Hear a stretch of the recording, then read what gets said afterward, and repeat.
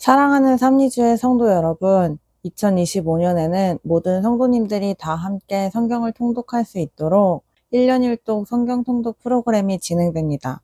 성경은 하나님의 자기 계시의 책입니다. 하나님은 성경을 통해 하나님 자신을 우리에게 보여주시길 원하십니다. 하나님은 그의 이름을 믿는 자들에게 하나님의 자녀가 되는 권세를 주시는 분이십니다. 오늘 275일차 말씀 본문은 마태복음 2장, 누가복음 1장입니다. 마태복음 2장, 누가복음 1장의 내용을 5가지 포인트로 살펴보겠습니다. 첫 번째 포인트, 로마 제국이 여우 헤롯을 유대 분봉왕으로 세운 이유는 그들이 아수르, 바벨론, 페르시아, 헬라 제국의 역사를 공부했기 때문입니다. 로마 제국은 그들이 다스리는 전역의 식민지 수도에 총독과 군단을 파견했습니다. 그런데 유대 지역만은 성전이 있는 예루살렘에 총독과 군단을 파견하지 않고 가이사랴에 파견했습니다. 이는 로마 제국이 예루살렘 성전을 존중한다는 그들 나름의 표현이었습니다. 로마 제국은 예루살렘에 로마의 총독 대신 분봉왕 헤롯을 살게 하면서 헤롯을 통해 유대를 다스렸으며 예루살렘 성전에서 행해지는 유대인의 모든 종교 행위에 대해 최대한 존중해주는 정책을 펼쳤습니다. 이는 로마 제국이 그동안 유대를 다스렸던 바벨론, 페르시아, 헬라 제국으로부터 배운 역사의 교훈을 유대 통치에 적용한 것입니다. 유대 민족의 심기를 건드리지 않으면서 동시에 최대한 많은 세금을 거두고자 한 것입니다.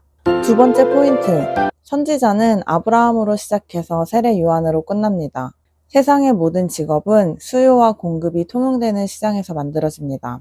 그러나 선지자는 오직 하늘의 하나님께서 지명하십니다. 선지자는 하나님의 말씀을 대신 전하는 하나님의 사람이기 때문입니다. 선지자의 시작은 아브라함입니다.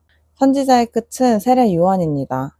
마지막 선지자 세례 요한이 외친 회개하라는 곧 자녀들의 마음을 그들의 아버지에게로 돌이키게 하리라입니다. 세 번째 포인트, 하나님을 사모하는 두 여인 엘리사벳과 마리아의 순종을 통해 인류 역사에 있어 가장 위대한 사건이 시작됩니다. 누가는 역사가답게 누가복음의 집필 배경과 집필 목적, 그리고 집필의 방법을 상세히 밝히며 시작합니다. 당시 예수 그리스도를 증언하는 복음서를 기록하는 일이 많았던 것 같습니다. 누가복음은 누가가 로마 제국의 고위층이었을 데오빌로에게 예수님에 관한 중요한 이야기를 차근차근 설명하기 위해 집필한 것입니다. 또한 누가는 역사가답게 예수 그리스도에 관한 모든 자료를 조사하고 처음부터 역사 순서대로 자세하고 상세히 기록합니다. 누가는 예수님의 이야기를 세례 요한의 출생 예고에서부터 시작합니다. 예수님의 탄생 이야기는 엘리사벳과 마리아가 하나님께 순종하는 놀라운 이야기로 시작합니다. 네 번째 포인트, 제사장 사가랴의 아들로 태어난 세례 요한은 성전이 아닌 광야에서 생활합니다. 예수님의 길을 예비한 세례 요한의 탄생 이야기는 사가랴에게 나타난 주의 사자의 전언으로부터 시작됩니다. 주의 사자인 천사는 사가랴에게 나타나 아내 엘리사벳이 아들을 낳을 것이라고 전하는데 이는 사가랴의 기도가 응답된 것이라고 말합니다. 하나님께서 천사를 통해 주신 요한에 대한 말씀은 마치 나실인의 규정을 연상케 합니다.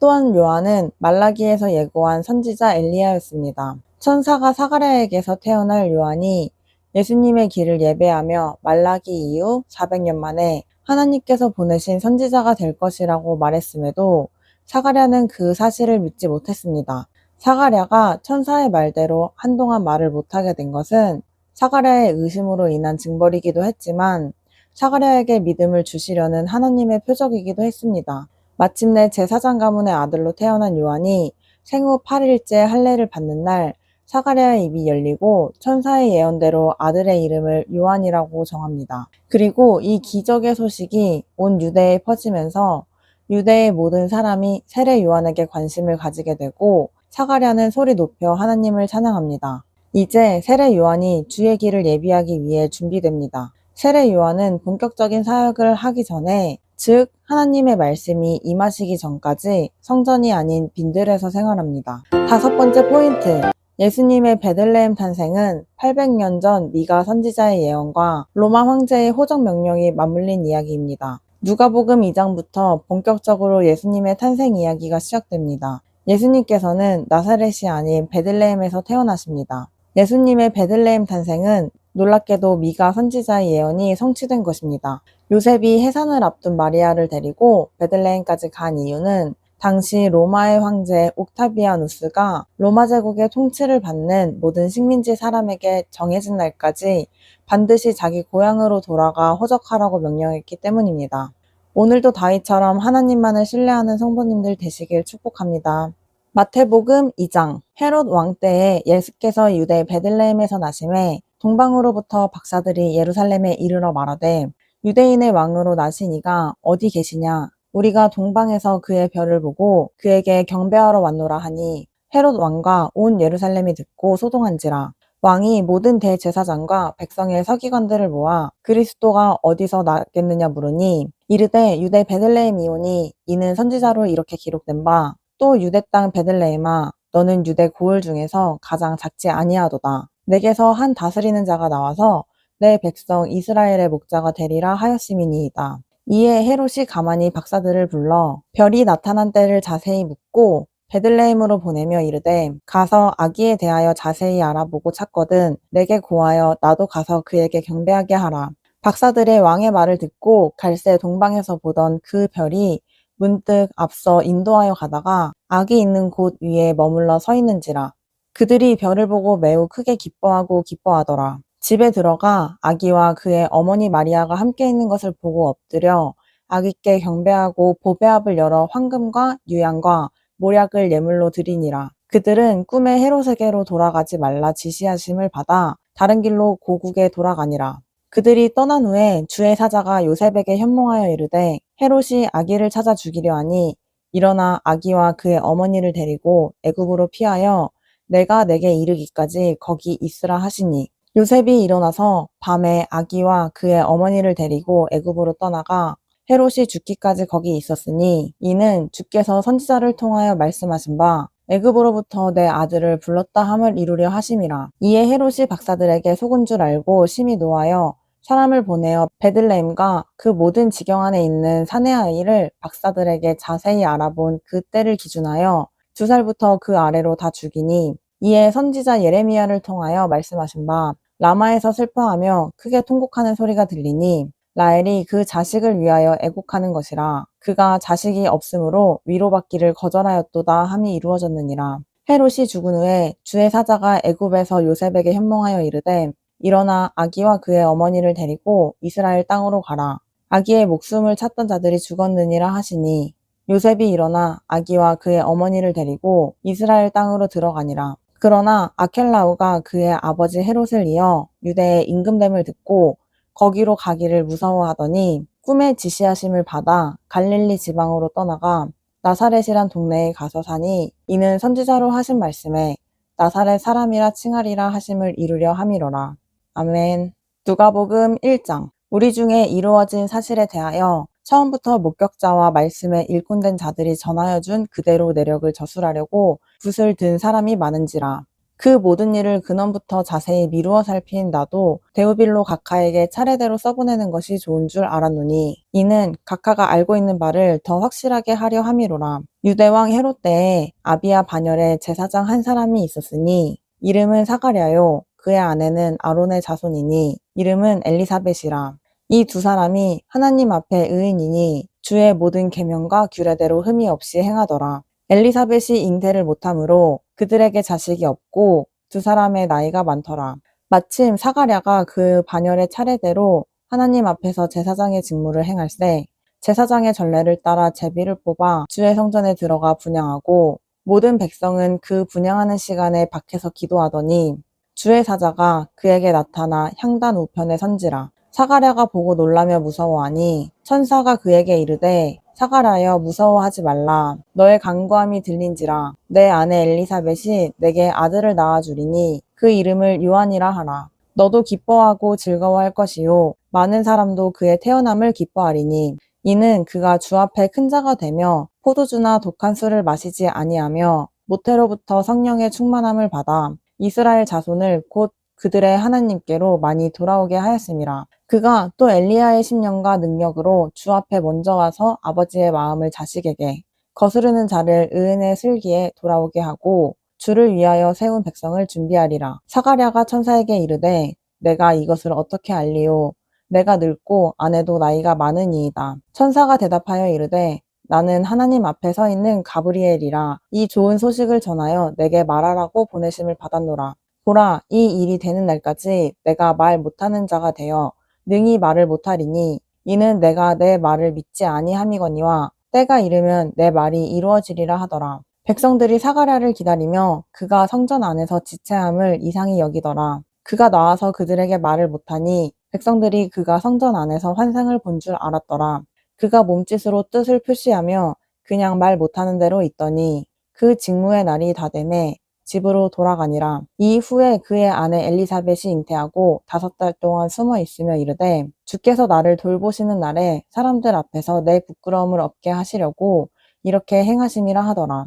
6째 달에 천사 가브리엘이 하나님이 보내심을 받아 갈릴리 나사렛이라는 동네에 가서 다윗의 자손 요셉이라 하는 사람과 약혼한 처녀에게 이르니 그 처녀의 이름은 마리아라. 그에게 들어가 이르되 은혜를 받은 자여 평안할지어다. 주께서 너와 함께 하시도다 하니 처녀가 그 말을 듣고 놀라 이런 인사가 어찌함인가 생각하매 천사가 이르되 마리아여 무서워하지 말라. 내가 하나님께 은혜를 입었느니라. 보라 내가 잉태하여 아들을 낳으리니 그 이름을 예수라 하라. 그가 큰 자가 되고 지극히 높으신 이의 아들이라 일컬어질 것이요 주 하나님께서 그 조상 다윗의 왕위를 그에게 주시리니 영원히 야곱의 집을 왕으로 다스리실 것이며 그 나라가 무궁하리라. 마리아가 천사에게 말하되 나는 남자를 알지 못하니 어찌 이 일이 있으리이까? 천사가 대답하여 이르되 성령이 내게 임하시고 지극히 높으신 이의 능력이 너를 덮으시리니 이러므로 나실 바 거룩한 이는 하나님의 아들이라 일컬어지리라.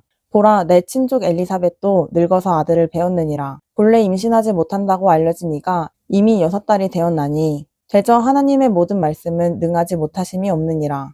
마리아가 이르되 주의 여종이오니 말씀대로 내게 이루어지이다 하매 천사가 떠나가니라. 이때에 마리아가 일어나 빨리 산골로 가서 유대 한 동네에 이르러 사가랴의 집에 들어가 엘리사벳에게 문안하니 엘리사벳이 마리아가 문안함을 들으매 아이가 복중에서 뛰노는지라. 엘리사벳이 성령의 충만함을 받아 큰 소리를 불러 이르되 여자 중에 내가 복이 있으며 내 태중의 아이도 복이 있도다. 내 주의 어머니가 내게 나아오니 이 어찌된 일인가. 보라 내 문안하는 소리가 내 귀에 들릴 때에 아이가 내 복중에서 기쁨으로 뛰어놀았도다. 주께서 하신 말씀이 반드시 이루어지리라고 믿은 그 여자에게 복이 있도다. 마리아가 이르되 내 영혼이 주를 찬양하며 내 마음이 하나님 내 구주를 기뻐하였음은 그의 여종의 비천함을 돌보셨음이라. 보라 이제 후로는 만세에 나를 복이 있다 일컬으리로다. 능하신 이가 큰 일을 내게 행하셨으니 그 이름이 거룩하시며 긍휼하심이 두려워하는 자에게 대대로 이르는도다. 그의 팔로 힘을 보이사 마음의 생각이 교만한 자들을 흩으셨고 권세 있는 자를 그 위에서 내리치셨으며 비천한 자를 높이셨고 줄이는 자를 좋은 것으로 배불리셨으며 부자는 빈손으로 보내셨도다. 그 종 이스라엘을 도우사 긍휼히 여기시고 기억하시되 우리 조상에게 말씀하신 것과 같이 아브라함과 그 자손에게 영원히 하시리로다 하니라. 마리아가 6달쯤 함께 있다가 집으로 돌아가니라. 엘리사벳이 해산할 기한이 차서 아들을 낳으니 이웃과 친족이 주께서 그를 크게 긍휼히 여기심을 듣고 함께 즐거워하더라. 8일이 되매 아이를 할례하러 와서 그 아버지의 이름을 따라 사가랴라 하고자 하더니 그 어머니가 대답하여 이르되 아니라 요한이라 할 것이라 하매 그들이 이르되 내 친족 중에 이 이름으로 이름한 이가 없다 하고 그의 아버지께 몸짓하여 무엇으로 이름을 지으려 하는가 물으니 그가 석판을 달라 하여 그 이름을 요한이라 쓰매 다 놀랍게 여기더라. 이에 그 입이 곧 열리고 혀가 풀리며 말을 하여 하나님을 찬송하니 그 근처에 사는 자가 다 두려워하고 이 모든 말이 온 유대 산골에 두루 퍼지매 듣는 사람이 다 이 말을 마음에 두며 이르되 이 아이가 장차 어찌 될까 하니 이는 주의 손이 그와 함께 하심이로라. 그 붙인 사가랴가 성령의 충만함을 받아 예언하여 이르되 찬송하리로다. 주 이스라엘의 하나님이여 그 백성을 들보사 속량하시며 우리를 위하여 구원의 뿔을 그 종 다윗의 집에 일으키셨으니 이것은 주께서 예로부터 거룩한 선지자의 입으로 말씀하신 바와 같이 우리 원수에게서와 우리를 미워하는 모든 자의 손에서 구원하시는 일이라. 우리 조상을 긍휼히 여기시며 그 거룩한 언약을 기억하셨으니 곧 우리 조상 아브라함에게 하신 맹세라. 우리가 원수의 손에서 건지심을 받고 종신토록 주의 앞에서 성결과 의로 두려움 없이 섬기게 하리라 하셨도다. 이아이어 내가 지극히 높으신 이의 선지자라 일컬음을 받고 주 앞에 앞서가서 그 길을 준비하여 주의 백성에게 그 죄 사함으로 말미암는 구원을 알게 하리니 이는 우리 하나님의 궁율로 인함이라. 이로써 돋는 해가 위로부터 우리에게 임하여 어둠과 죽음의 그늘에 앉은 자에게 비치고 우리 발을 평강의 길로 인도하시리로다 하니라. 아이가 자라며 심령이 강하여지며 이스라엘에게 나타나는 날까지 빈들에 있느니라. 아멘.